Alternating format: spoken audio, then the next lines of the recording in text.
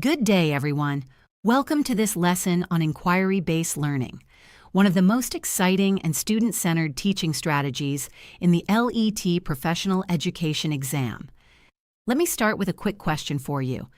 Think about a time when you were really curious about something, when you wanted to find out the answer and went looking for it yourself.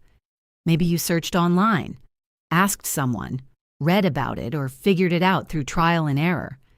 That feeling of curiosity, that drive to investigate, that is the spirit of inquiry-based learning. In this lesson, we will cover what inquiry-based learning is, the step-by-step inquiry learning process, key features, a real classroom example, the benefits, teaching implications, and the LET exam keywords. Let's begin. Let's start with the definition. Inquiry-based learning is a student-centered approach where learning begins with a question, not an answer. Instead of the teacher telling students what to know, students are guided to discover knowledge for themselves. Now, this is the complete opposite of direct instruction. In direct instruction, the teacher presents and models. In inquiry-based learning, the teacher asks and guides. The students do the investigating. Three things make inquiry-based learning distinctive. First, it is question-driven. A meaningful, open-ended question is the starting point. Not a question with one right answer, but a question that sparks investigation. Something like, what causes poverty? Or, why do plants grow toward light? Or, what led to the fall of the Roman Empire? Second, students actively seek answers. They don't wait for the teacher to explain. They research, investigate, experiment, observe, and discuss. They are scientists, historians, and problem solvers, not just note-takers. Third, it builds higher-order skills. Inquiry-based learning doesn't just teach content, it teaches students how to think, critical thinking, analytical skills, evidence evaluation. These are the skills that matter most in the real world. Remember, inquiry-based learning equals questions plus investigation plus discovery. Now let's walk through the four-stage process of inquiry-based learning. Stage 1 - question. Everything starts with a question. But not just any question - it has to be a meaningful, open-ended question that has no single obvious answer, and that genuinely requires investigation. A question like, what is 2 + 2 is not inquiry, but why do some communities have better access to education than others? That is inquiry. The question sparks curiosity and sets the direction for learning. Stage 2 - investigate. Students go looking for answers. They research, read, experiment, observe, interview, and explore. The teacher does not give them the answer. Instead, the teacher provides resources, guidance, and support while students do the work. This is where critical thinking begins because students have to decide which sources are reliable and what evidence is relevant. Stage 3 - analyze.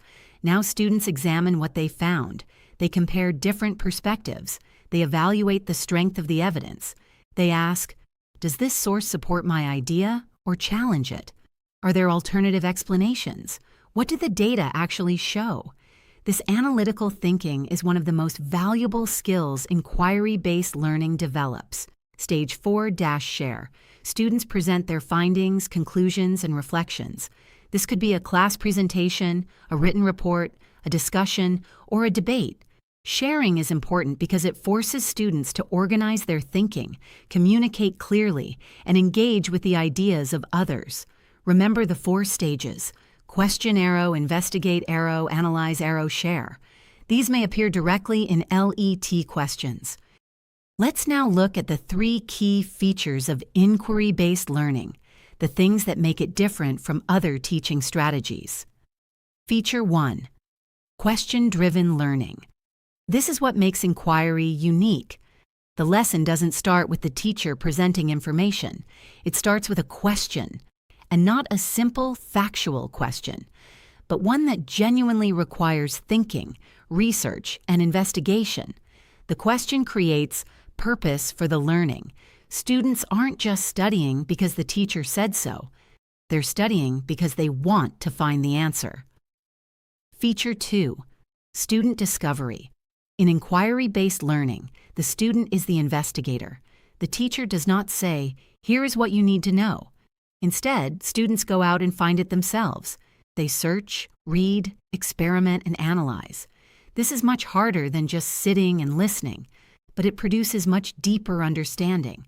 When you discover something yourself, you own it in a way that passive learning never allows. Feature 3. Teacher as facilitator. This is a critical LET exam keyword. In inquiry-based learning, the teacher is not the expert delivering knowledge.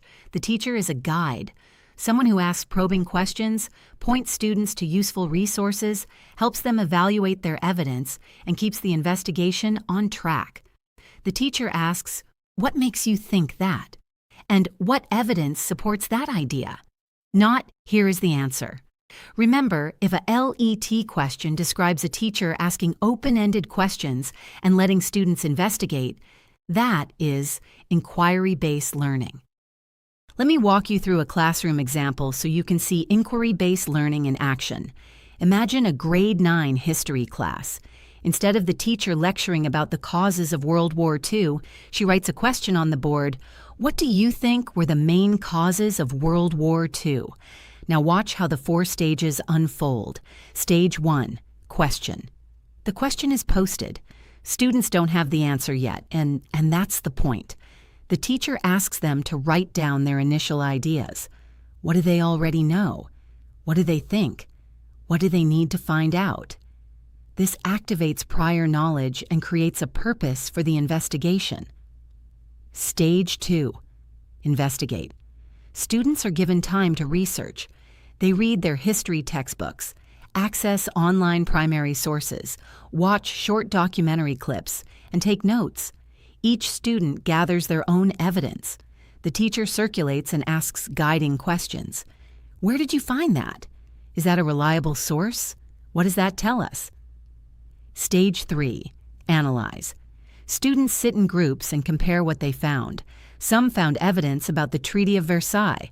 Others found information about the rise of fascism. Some read about economic depression. They debate. Which cause was most significant? How do historians disagree about this? What evidence is strongest? Stage 4, share. Each group presents their conclusions to the class. They must defend their evidence-based argument. The class discusses and debates. The teacher asks follow-up questions to deepen the thinking. Notice, the teacher never told them the answer. But by the end of the lesson, the students have a much deeper understanding of World War II than they would have from a lecture. Now let's look at the benefits and what inquiry-based learning means for us as teachers. Benefit 1, independent thinking. When students are constantly required to ask questions and evaluate evidence, they become better thinkers, not just in school, but in life. They learn to ask, is this true? Where did this information come from? What evidence supports this? These are the habits of a critical thinker. Benefit 2, ownership of learning. In inquiry-based learning, students are not passive. They are invested because they chose the direction of their investigation, or at least they drove the inquiry process. They feel a sense of ownership and pride in what they discover. That ownership makes the learning more meaningful and more memorable. Benefit 3, research skills. Students practice real research skills, not just searching Google, but evaluating sources, identifying bias, synthesizing information from multiple sources, and communicating findings clearly. These are exactly the skills needed in university, in the workplace, and in professional life. For teaching implications, always start with an open-ended question, one that has no single correct answer. Let students investigate without rushing to give them the answer. Resist the urge to explain. Allow and encourage multiple perspectives and interpretations. This isn't about finding the right answer. It's about developing the best evidenced answer, and always build in time for discussion and reflection. This is where the learning consolidates. Now let's prepare specifically for the LET exam. Keyword 1, student-centered learning. Inquiry-based learning is fundamentally student-centered. The student is the investigator, the researcher, the discoverer. If a LET question describes a lesson where students are doing the learning, not the teacher, think inquiry-based learning. Keyword 2, learning through questioning. The whole process begins with a question. If a LET scenario says, the teacher posed a question and students were asked to find out the answer, that is inquiry-based learning.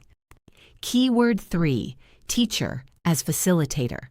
This keyword appears in both cooperative learning and inquiry-based learning. But in inquiry, the facilitator role specifically involves asking probing questions. Questions that push students to think deeper, not just clarifying questions. The teacher says, what evidence supports that claim? Not, the answer is. Keyword 4. Critical thinking and problem solving. Inquiry builds higher order thinking skills. If a question talks about students evaluating evidence, comparing perspectives, or drawing conclusions, that is inquiry-based learning in action. Keyword 5, constructing knowledge through discovery. This is constructivism in action. Students are not empty vessels receiving knowledge. They are building their own understanding through investigation. This connects inquiry-based learning to constructivist theory, which is also heavily tested in the LET. Important distinction: inquiry-based learning versus project-based learning. Both involve investigation, but PBL produces a product at the end. Inquiry-based learning focuses on the discovery process. Keep that in mind for the exam. And that is our key takeaway for today. Inquiry-based learning transforms students from passive receivers of information into active investigators who ask questions, explore ideas, and construct meaningful understanding. Think about what that means for the kind of teacher you want to be. A teacher who gives all the answers creates dependent learners. A teacher who asks great questions and guides investigation creates independent thinkers. Inquiry-based learning is not always easy to implement. It requires careful planning, good questions, appropriate resources, and patience when students struggle. But the payoff is enormous. Students who learn through inquiry don't just remember facts, they develop the thinking skills that will serve them for life. For your LET exam, remember these key terms: student-centered, open-ended questions, teacher as facilitator, critical thinking, constructing knowledge, and investigation. And remember, inquiry is about the process of discovery, not just the answer at the end. You are making such great progress. Keep going, keep reviewing, and I will see you in the next lesson. Padayon, you've got this.